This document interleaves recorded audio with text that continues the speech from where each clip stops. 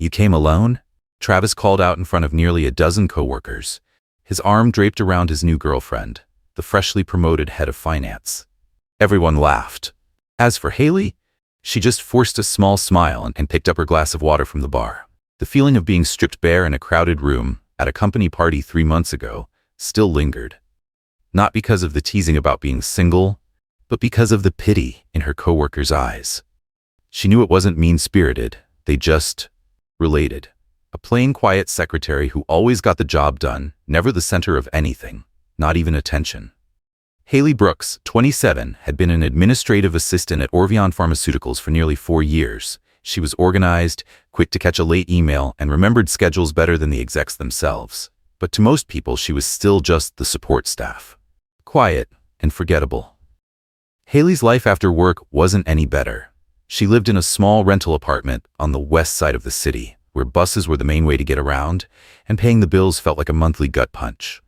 Her younger sister, Riley, was only 16, still in high school, dreaming of studying environmental science. Hailey was the only one keeping that dream alive. Her own college loans were still unpaid. Rent had just gone up, and Travis was the final blow. She used to think she'd found someone who actually listened. Travis was nearly 10 years older, once her boss in the research department.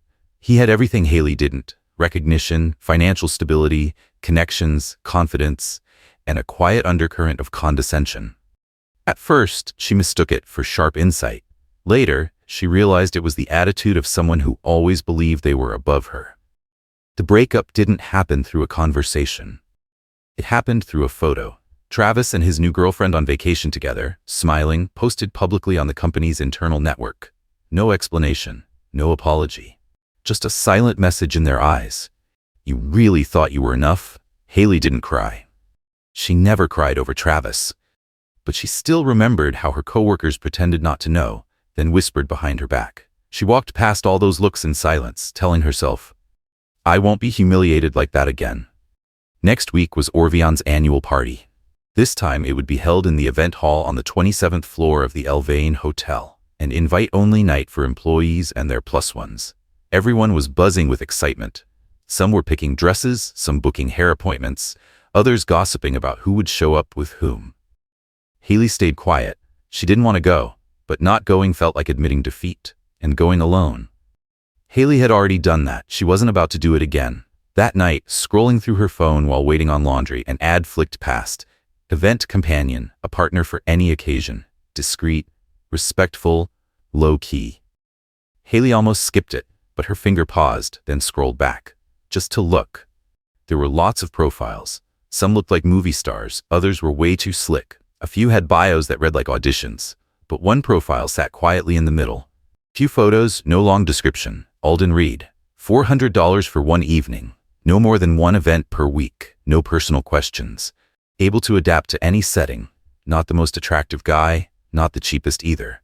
But what made Hailey linger was she couldn't get a read on him. She tapped send message. "I need someone to go with me to a company party next Saturday night. Play the boyfriend. Keep it low profile, no drama. Are you available?" The reply came in under 2 minutes. Available. Hailey didn't reply right away. She stared up at the ceiling, taking a slow breath. This could be a stupid decision. But maybe. It was the only way to take back a shred of dignity. She texted back, "I'll send a script. Meet me tomorrow to discuss terms." I picked the location. Hailey didn't sleep that night. She thought she'd feel relieved after hitting send. But when her alarm went off at 6 a.m., all she felt was one heavy question. Is this a huge mistake? By noon, she got a short reply from Alden. Just one line. 6 p.m., behind the central library, second walkway. She had said she'd choose the spot. But he sent her somewhere that wasn't on her list at all. Not a restaurant, not a cafe. It was a quiet walkway outside an old library building, the kind of place that stayed mostly empty in the late afternoon. When Hailey arrived, Alden was already there. He stood leaning against a wooden railing, reading a book. No suit, no cologne, just a slate blue rolled-up shirt, dark khaki pants, and clean leather shoes. Nothing flashy, yet something about him made it hard to look away. Hailey kept a few steps of distance, watching him for a moment before speaking. He didn't move, but his eyes flicked subtly in her direction, like he'd known she was there the whole time. She walked up, posture straight, even if her nerves buzzed underneath. Alden closed his book and gave a small nod.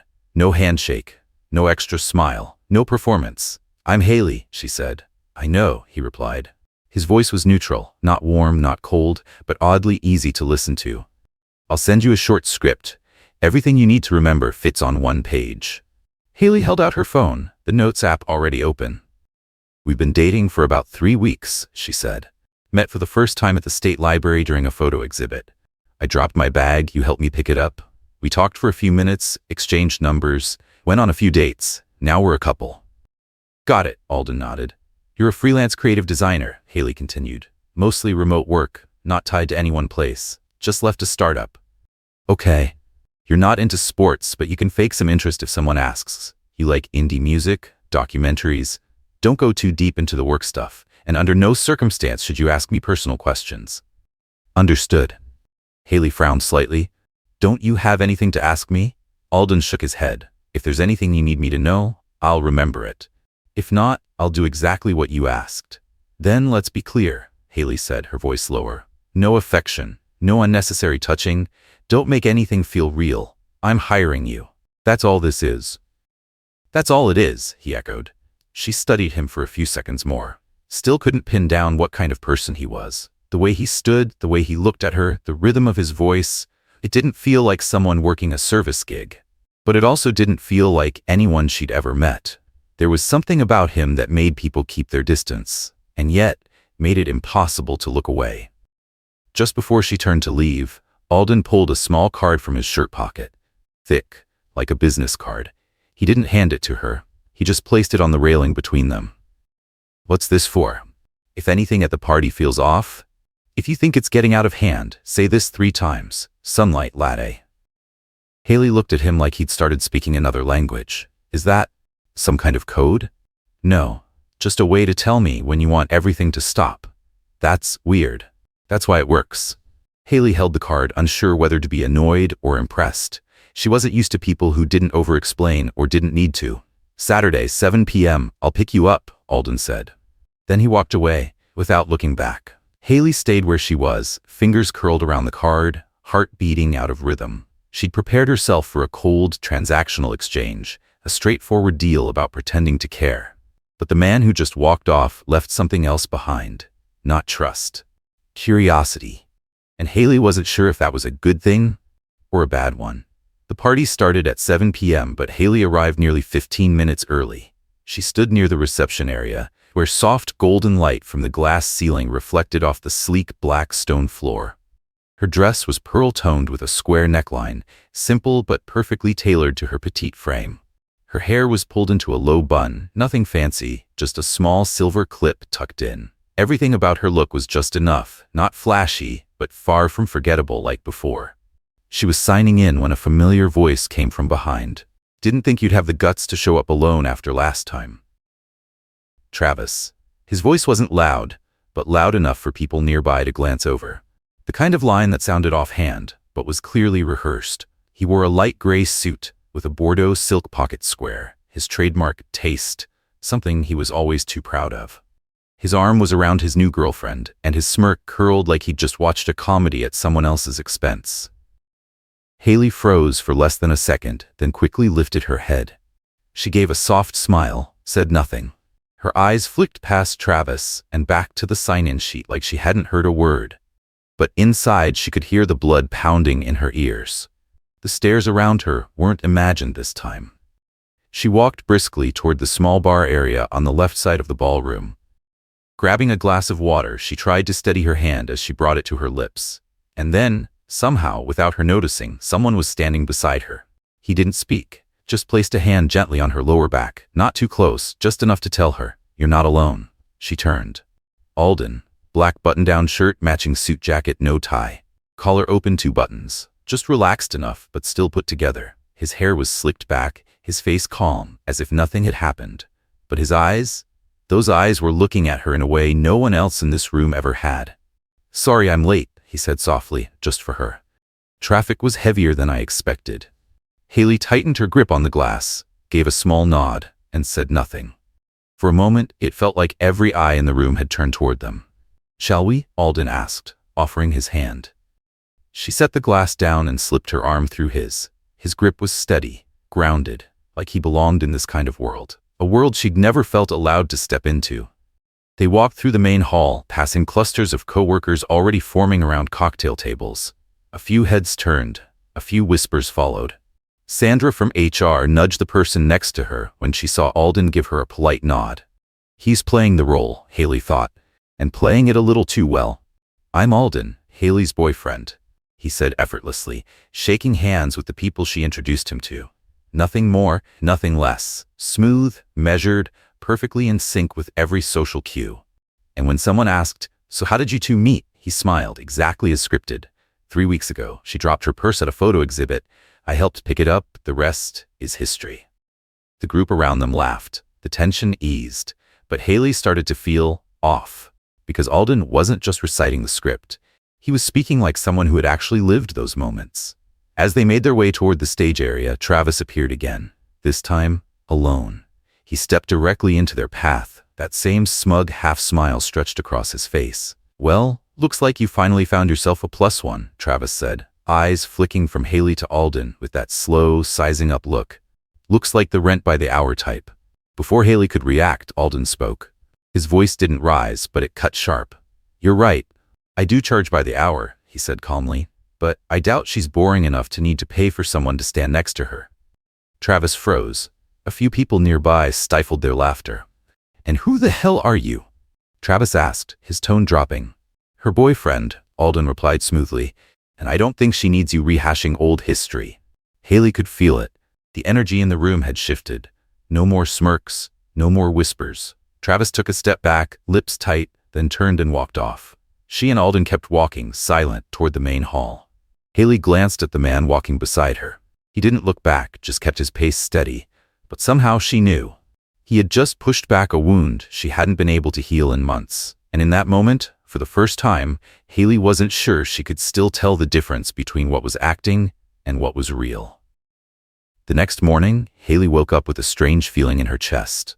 Not tired from the party, but from the stares, the compliments, the curious questions. None of it had been about her. It was all about the man who stood beside her, Alden Reed. On the way to work, she scrolled back through their old messages, line by line, from the first contact to the final plan. Not a single word out of place, not one sign that he'd done anything beyond what was agreed. And that was the problem. Everything had gone too smoothly, too real. Just as Hailey sat down at her desk, Sandra from HR popped by, coffee in hand, eyes practically glowing with curiosity. "You're good," Sandra said in a hushed tone. "Is he a model? An actor? That kind of presence doesn't come from a regular guy." "Not exactly," Hailey mumbled. "So what is he?" "Seriously, Hailey, I heard he was talking to a group at the buffet about interest rates, then broke down the housing market like he worked on Wall Street." Hailey froze. "You sure he's your boyfriend? Not some undercover investor or something?" Sandra laughed and walked off, but the comment lodged itself in Hailey's brain like a hook. Last night, Alden hadn't just played the part. He handled every moment with calm, charm, and control, like he belonged in that upscale world, too comfortably. During her lunch break, Hailey quietly searched the name Alden Reed on Google. There weren't many results. A few social media profiles came up, but they were either locked down or strangely empty. No photos, no education history, no recent activity. It felt more like someone had intentionally left behind a shadow, not a trace. She moved on to LinkedIn, Reddit, finance blogs, art reviews. Still nothing. Only one minor mention of the name and a short comment on an art event from 3 years ago. Not enough to confirm anything. By the time work ended and the sky had gone dark, Hailey was walking the quiet street home, her mind still spinning through those scattered details. Why had he known exactly how to shut down Travis? Without hesitation. Why could he recall the tiniest things? Her taste in music, her podcast habits, throwaway mentions about world news, things she'd only said once, in passing. She stopped at the bus stop, pulled out her phone, and typed a single message. "Alden, who are you really?" The message was read in under a minute. No typing dots, no drawn-out reply, just one sentence. "Are you sure you want to know?" Hailey stared at the words. Part of her wanted to type no and leave it all behind. But the other part, the restless part, wouldn't stay quiet. She replied, "Meet me tomorrow, same place." The next day, she went to the old bookstore, tucked in an alley between two tall buildings. Her usual escape when things got too loud. The smell of aging pages, the warm gold lighting, the soft sound of paper turning, it always calmed her. Alden arrived exactly on time. No suit this time. Charcoal turtleneck. Long, lightweight coat that fell just below the hips. Clean white sneakers. He could have passed for an architect, maybe a quiet creative. Nothing about him screamed anything unusual, but when he walked in, the space around him hushed. He sat down across from her. No smile, no greeting, just waited. Hailey set the book down and looked him straight in the eye. I searched your name. I know. There's nothing. It's like you don't exist. Because I don't exist in the way you are looking. Then who are you? A model? An actor? Some undercover entrepreneur? Alden tilted his head slightly, the corner of his mouth lifting in the faintest smirk. What if I said I'm a firefighter on sabbatical? Not funny. Hailey's voice was cold. He went quiet for a moment, then said, I'm not an escort. Never have been. Then why take the job? Because I was curious. Because the way you messaged me wasn't like anyone else. Hailey leaned back in her chair, arms folded. Are you messing with me? No. I don't think you're the kind of person who takes being messed with lightly. Then how long were you planning to keep this up? I hired someone to play a part, not turn into some kind of mystery. Hailey, Alden said, for the first time, using her name like it meant something. Serious. Grounded. I'm not someone who fits on a business card, and you didn't hire me to learn everything I've ever done. No, but I need to know if I was being played. A flicker passed through Alden's eyes. Something pulled tight, then disappeared. No, you weren't played. I never lied to you. I just didn't tell you everything. And that's different. How? Alden didn't answer. The silence between them stretched out, long, heavy. Finally, Hailey stood, slipped her bag over her shoulder. I don't need a performance anymore, and I definitely don't need half-truths. Thanks for that night. But from here on out, you and I, we're done. Alden didn't move. He didn't stop her. He didn't explain. He just sat there, still, quiet, watching her go. Hailey walked straight out of the bookstore. She didn't feel lighter. She didn't feel hurt. She just felt empty. A hollow space she couldn't tell if she had created herself, or if it had only become visible since Alden showed up. A week had passed since she left that bookstore and cut ties with him. She buried herself in work, avoided conversations, turned down coffee invites, kept her schedule sharp to the minute, anything to keep her brain from drifting. But the harder she tried to forget, the more obvious it became. Something was still holding on. Something hadn't let go. On a Thursday afternoon, while checking her company inbox, her phone lit up with a call from an unknown number. She hesitated, then answered. A calm, professional male voice came through. Hello, may I speak with Hailey Brooks? I'm calling from Capital Sphere Financial Magazine. She froze. This is Hailey. What's this about? We're preparing a feature on influential young investors of the past decade, and we were informed that you have a personal connection with one of our key profiles, Mr. Alden Reed from Nova Ventures. Hailey stood up instantly, her chair scraping loudly against the desk, drawing a few looks across the quiet office. Excuse me, what did you say? Nova Ventures? Yes, the venture capital firm. According to our research, Mr. Reed is one of its founding members. We were hoping you could. I don't know him, Hailey cut in. I have nothing to do with this.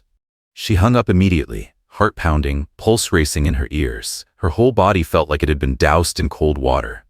Nova Ventures. That wasn't a name a regular person accidentally got connected to. And it definitely wasn't a name someone casually left off their resume. She immediately opened her laptop and typed Alden Reed Nova Ventures into the search bar. In seconds, the screen filled with results.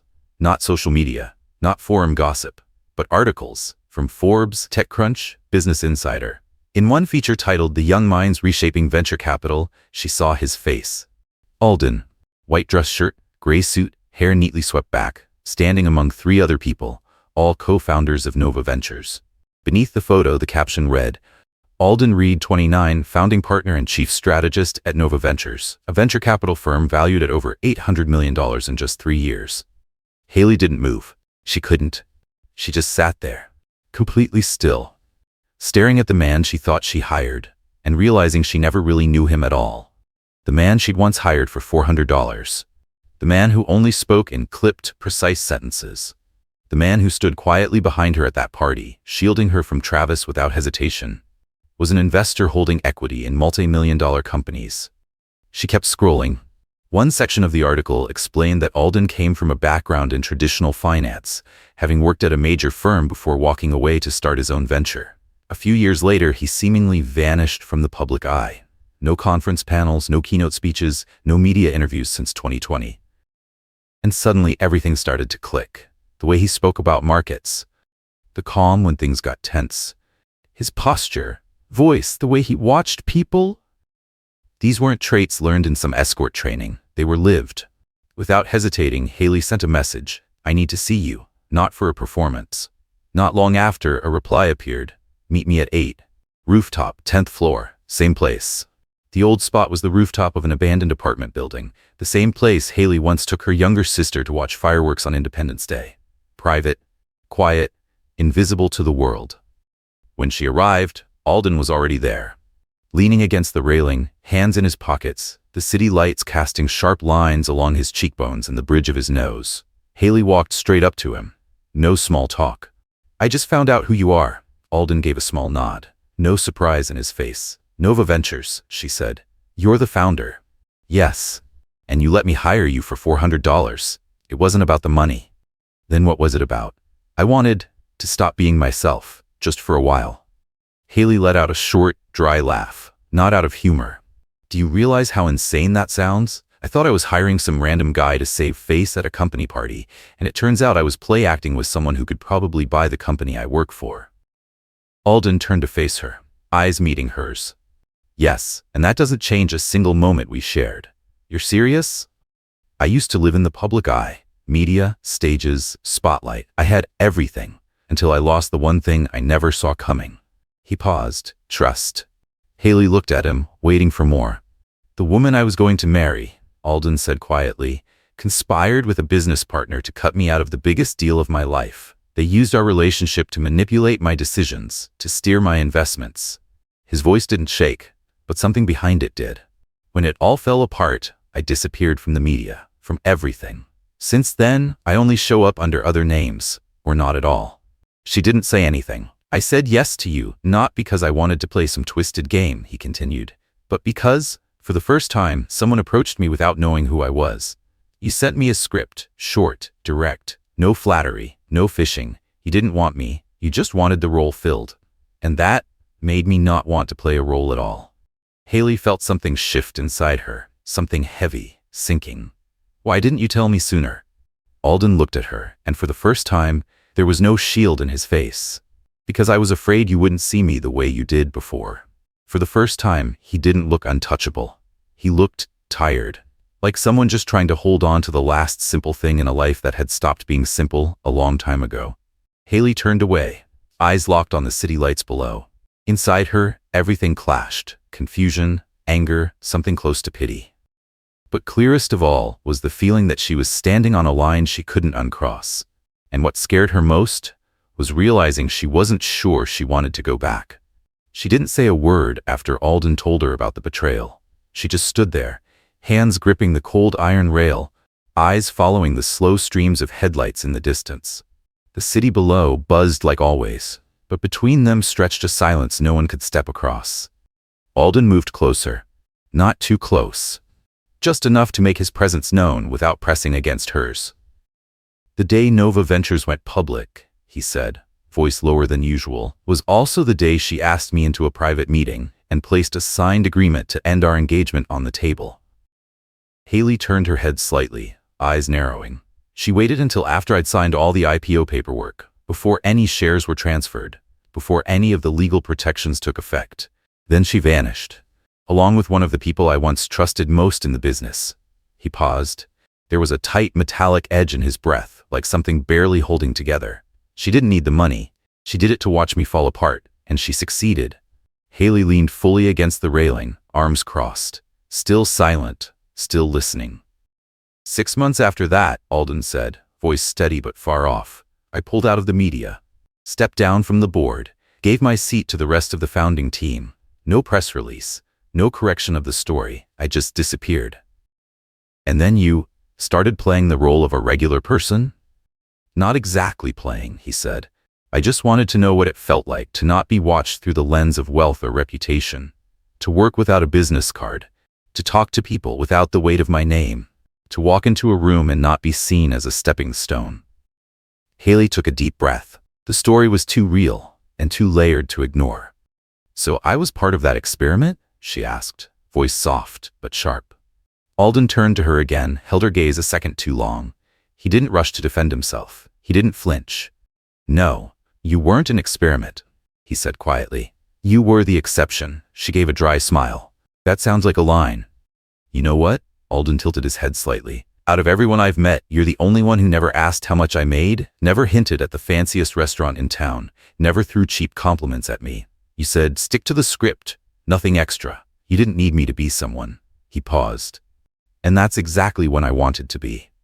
Hailey looked down at her feet. She didn't know whether to be moved or feel insulted all over again. "Do you have any idea how stupid I felt?" she whispered. "I stood in that room thinking, maybe this time I could finally hold my head up. But all along, I was walking beside someone who, if anyone knew who he really was, could make the whole room drop to their knees out of fear or admiration." "And that's exactly what I didn't want," Alden replied, firm and without hesitation. "I never needed you to hold your head up because of me. I wanted you to feel your worth, even if no one else saw it." A sharp gust of wind swept across the rooftop, blowing Hailey's hair back. She pulled her coat tighter around her, but didn't look away from him. "You think I needed saving?" "No." His voice was steady. "I think you already saved yourself. I just happened to be standing next to you when you realized it." Hailey let out a soft laugh, a sound caught somewhere between bitterness and relief. "And what now, Alden?" she asked. "You planning to keep living as some rich ghost, slipping through the world pretending to be ordinary?" "I don't know," he answered honestly. "I'm not sure what's real anymore, except the moments where I don't have to pretend." Hailey didn't look away. "What about this moment?" He didn't respond right away. And when he finally met her eyes, the look in his wasn't the controlled calm of a seasoned investor or the guarded stare of someone burned too many times. It was something else. Something like a boy, once betrayed, trying to trust again. "You tell me," he said quietly. "If this moment is real, is it worth keeping?" Hailey stood there for a long time. She didn't speak, she didn't nod, she didn't walk away. And maybe, for both of them, that was already an answer. After that last conversation with Alden, Hailey thought it was over. She gave herself a week. No mentions of his name, no searches, no messages, not even a single thought. But the harder she tried, the clearer his image became. That man sitting across from her, silent, steady, with eyes that couldn't quite hide old wounds. And that quiet line that stuck with her, "I lost trust in everything." Monday morning, Hailey walked into the office with the usual beginning of the week mindset, until she noticed the buzz sweeping across the strategy floor. On the big screen inside the main conference room, a logo flashed bold and clear, Nova Ventures. Her throat tightened. "Did you hear?" a coworker whispered beside her. "Nova Ventures just signed on as our official strategic partner. They're the ones who invested in those top 3 biotech firms," another added. "This is huge." Hailey stood frozen.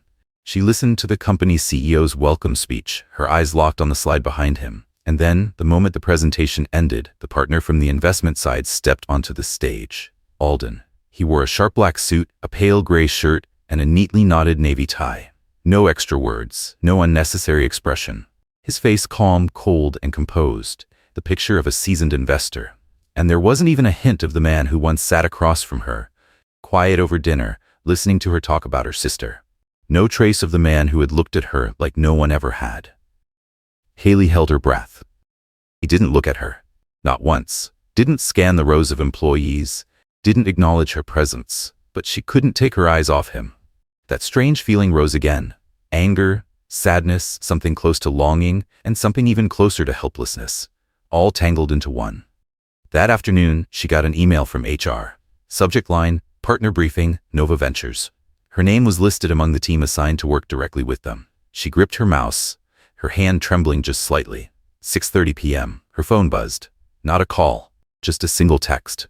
One line, no name, no greeting. "I didn't say everything because I was afraid of losing what really mattered." Hailey stared at the words. She should have deleted it right away. She should have replied with something sharp, distant. At the very least, a cold refusal. Like she had before, when anger was enough to protect her. But this time, Hailey did nothing. She put her phone away, quietly excused herself from the team meeting and walked home instead of catching her usual bus. The late autumn air was dry and cold. The sky darkened quickly. Each step echoed with the same question she couldn't escape. If he really cared, why show up like a stranger? Why let her sit silently in the corner of that room, watching him speak like they'd never met? Maybe because he didn't want to cross professional lines. Maybe he was protecting her from judgment, from whispers. But maybe, just maybe, it was all a performance from the start. And she was the only one who believed it was real. Hailey walked slowly along the sidewalk, surrounded by the rush of strangers and traffic, but all the noise faded. The only thing she could hear was the thrum of her own thoughts. She wondered, if she hadn't hired Alden that day, would she ever have known how fragile she really was? Would she have realized how quickly someone could reach so deep inside her with just a few quiet conversations? She remembered the line he once said, the one that stuck. You weren't the experiment. But then again, does anyone ever really know the difference between truth and what they just desperately want to believe is true? Hailey got home, opened her laptop, and stared at the company's internal partner list. There it was, in plain text. Nova Ventures Strategic Lead, Mr. Alden Reed. She scrolled up and down, read it again and again, as if the words might rearrange themselves if she just looked long enough. That night, she couldn't sleep, not because she was hurt, but because of something worse than pain, the feeling of not being enough. Who was she? Really? An office secretary juggling student loans and her sister's tuition. Her paycheck barely covered the basics. She didn't own a luxury car. She didn't wear $1,000 suits. She didn't know the first thing about IPOs or how to value a company. How could she ever stand next to someone like Alden without feeling like she didn't belong? She remembered him sitting across from her. Quiet, not pushing, not explaining, just waiting to see if she wanted to know more. And now she understood. He knew. The more he told her, the smaller she would feel. And maybe that was the real reason she pulled away. Not out of anger, but out of fear.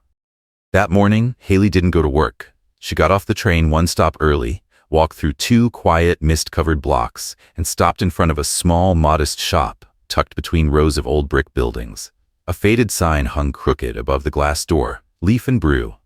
This was the place, where it all started, and the one place she hadn't had the nerve to return to, until now. She pushed the door open, the little bell above jingled the same way it had that very first day, and there he was. Same table by the window, same untouched cup of black tea, same quiet eyes that once held back more than they let show. Except today, those eyes weren't hiding. They weren't avoiding. They met hers, open, steady, waiting. She walked over and sat across from him. No greetings, no small talk, just silence, thick and unmoving between them. A server politely offered her a menu. She shook her head. 1 minute passed, then 2. Alden was the first to breathe in as if to speak, but no words came, no excuses, no rush to explain. Hailey leaned back in her chair, eyes never leaving his. Then, softly, just loud enough for only him to hear. Sunlight latte. His brows pulled together. He looked up, about to react, but she raised a hand to stop him. Not because I need you to save me, she said.